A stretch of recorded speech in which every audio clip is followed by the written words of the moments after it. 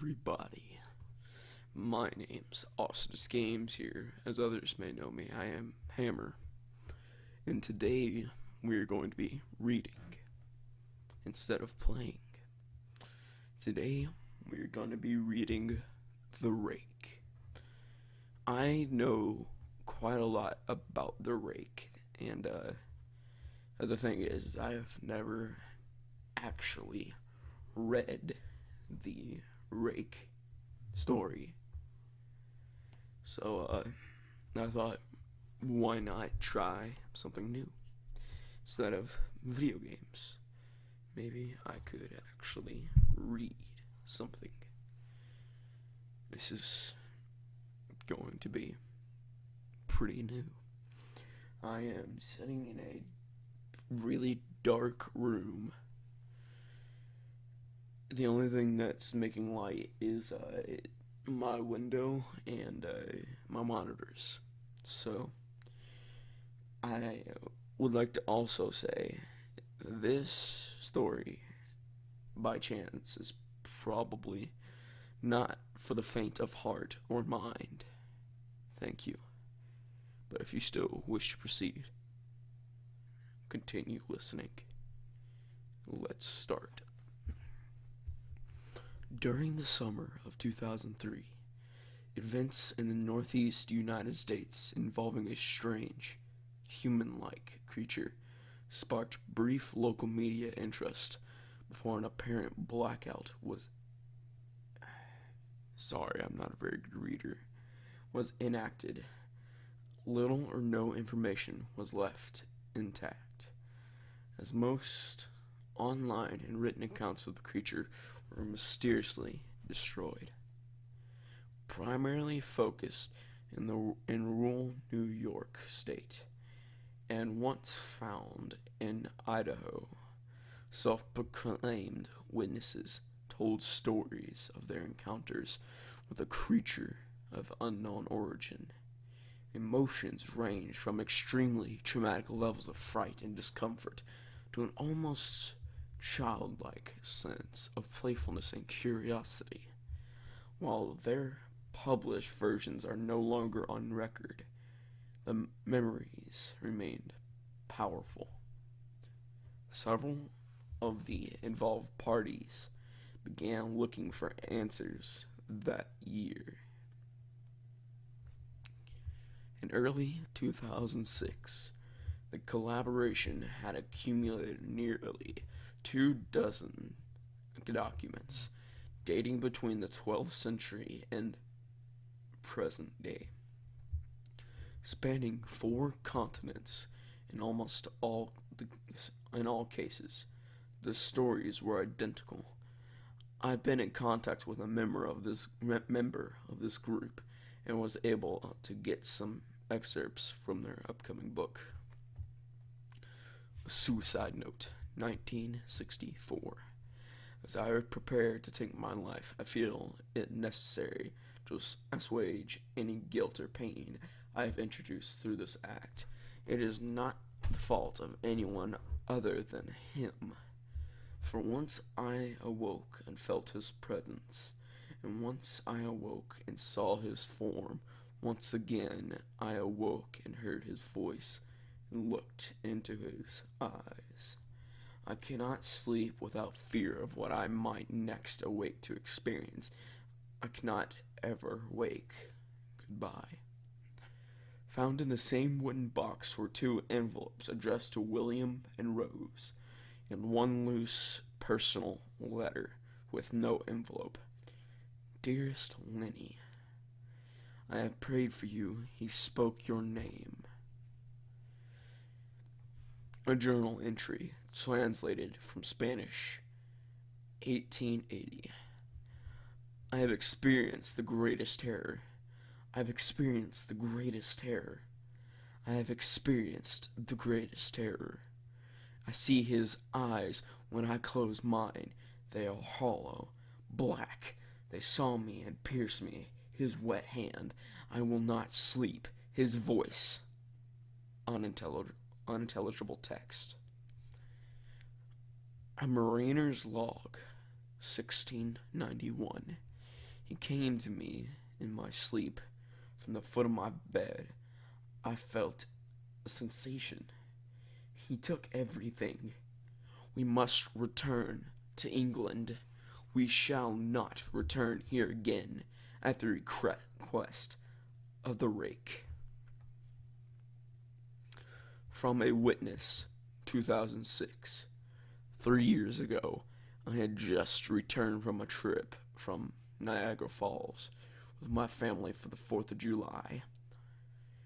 We were all very exhausted after a long day of driving, so my husband and I put the kids right to bed and called it a night. At about 4 a.m., I woke up thinking my husband had gotten up to use the restroom. I used the moment to steal back the sheets, only to wake him in the process. I apologized and told him I thought he'd got out of bed. When he turned to face me, he gasped and pulled his feet up from the end of the bed so quickly his knee almost knocked me out of the bed. He then grabbed me and said nothing. After adjusting to the dark for a second, I was able to see what caused the strange reaction. At the foot of the bed, sitting. Sorry, I lost my place. Alright, yeah, well. Its body sitting and facing away from us, there was what appeared to be a naked man or a large, hairless dog of some sort. Its body position was disturbing and unnatural, as if it had been hit by a car or something. For some reason, I was not instantly frightened by it, but more concerned as to its condition. At this point, I was somewhat under the assumption that we were supposed to help him. My husband was peering over his arm and knee, tucked into the fetal position, occasionally glancing at me before returning to the creature. In a flurry of motion, the creature scrambled around the side of the bed and then crawled quickly in a flailing sort of motion right along the bed until it was less than a foot from my husband's face. The creature was completely silent for about 30 seconds, or probably closer to 5. It just seemed like a while. Just looking at my husband, the creature then placed its hand on his knee and ran into the hallway leading to the kids' room. I screamed and ran for the light switch, planning to stop him before he hurt my child. When I got to the hallway, the light from the bedroom was enough to see it crouching and hunched over about 20 feet away. He turned around and looked directly at me, covered in blood. I flipped the switch on the wall and saw my daughter Clara. The creature ran down the stairs while my husband and I rushed to help our daughter. She was very badly injured and spoke only once more in her short life. She said, "He is the Rake." My husband drove his car into a lake that night while rushing our daughter to the hospital. They did not survive. Being a small town, news got around pretty quickly. The police were helpful at first. The local newspaper took a lot of interest as well. However, the story was not published. The local television news never followed up either. For several months, my son Justin and I stayed in a hotel near my parents' house. After we decided to return home, I began looking for answers myself. I eventually located a man in the next town over who had a similar story. We got in contact and began talking about our experiences. He knew of 2 other people in New York who had seen the creature we know now referred to as the Rake. It took It took the four of us about 2 solid years of hunting on the internet and writing letters to come up with a small collection of what we believed to be accounts of the Rake. None of them gave any details, history, or follow-up. One journal had an entry involving the creature in its first 3 pages, and never mentioned it again. A ship's log explained nothing of the encounter, saying only that they were told to leave by the Rake.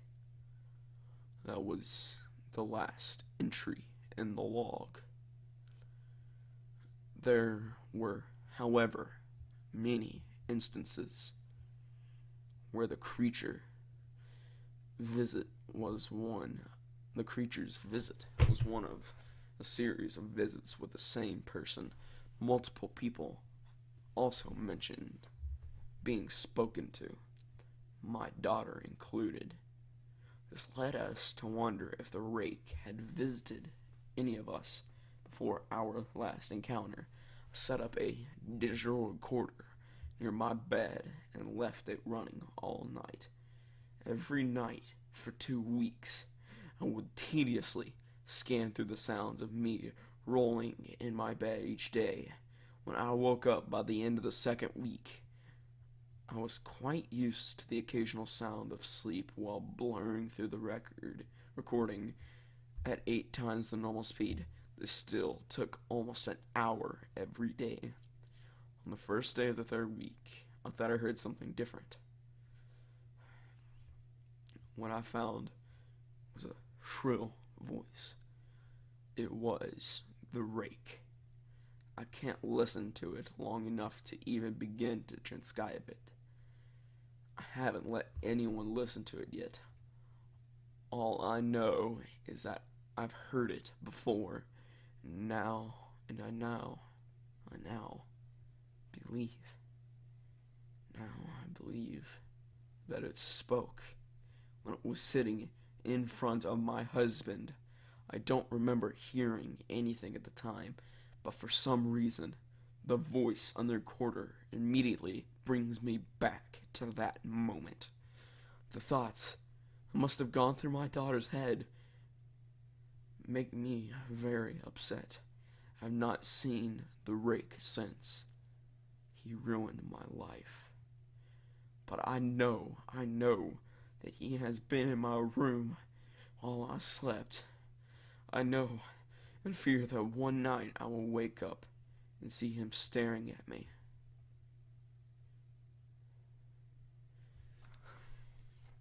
That was incredible. There are 2 videos concerning the Rake. In the summer of 2011, an amateur filmmaker created a horror film based loosely on the Rake. It can be viewed on YouTube here.